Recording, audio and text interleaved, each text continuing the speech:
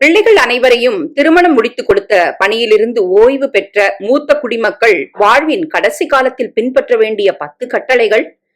எந்த நிலையிலும் உங்கள் வாழ்வின் கடைசி பகுதியில் உங்கள் பிள்ளைகளுடன் சேர்ந்து வாழ நினைக்காதீர்கள்.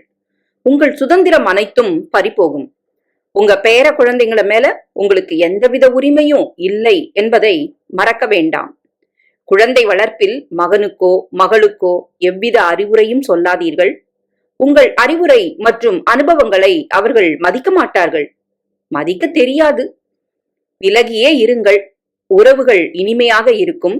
என் பிள்ளை என் பிள்ளை என பதறாதீர்கள். சிறகு முளைத்த பறவைகள் அவர்கள் என்பதை நினைத்து அமைதியாக இருங்கள். பொருள் இல்லார்க்கு இவ்வுலகம் இல்லை.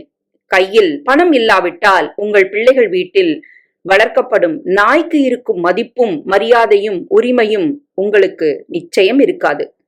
சேமிப்பு மற்றும் உங்கள் சுய சம்பாத்திய சொத்துக்களை உயிருடன் இருக்கும் வரை யாருக்கும் பகிர வேண்டாம். முழுவதும் பகிர்ந்தால் நீங்கள் நிற்க வேண்டியது நடுத்தெருவில்தான். காலம் முழுதும் அவர்கள் உயர்வுக்காக பாடுபட்டு பல இழப்புகளை சந்தித்திருப்பீர்கள்.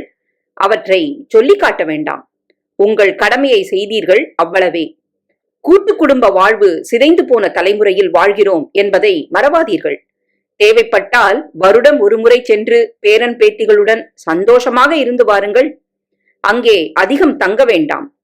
எந்த நேரத்திலும் உங்கள் மருமகள் முன் உங்கள் மனைவியை அல்லது கணவனை விட்டு கொடுத்து பேசாதீர்கள். உங்கள் இருவரில் ஒருவரை யார் குறைத்து பேசினாலும் எதிர்குரல் குடலுங்கள்.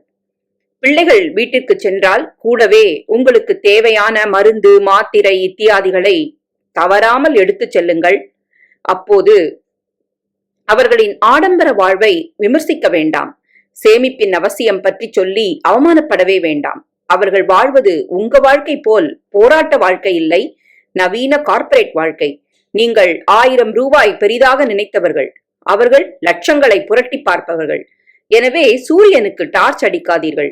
அதிக பாசம் ஆசை வைத்தால் அது மோசம். அவர்கள் குழந்தையை அவர்கள் கவனித்துக் கொள்வார்கள்.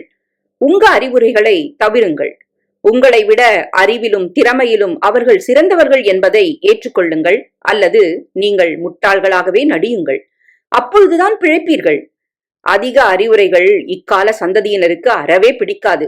நீங்கள் நன்கு படித்திருந்தாலும் நல்ல பதவியிலிருந்து ஓய்வு பெற்றிருந்தாலும் அவர்கள் முன் நீங்கள் தற்குறிகளே, தலையாட்டும் பொம்மைகளே.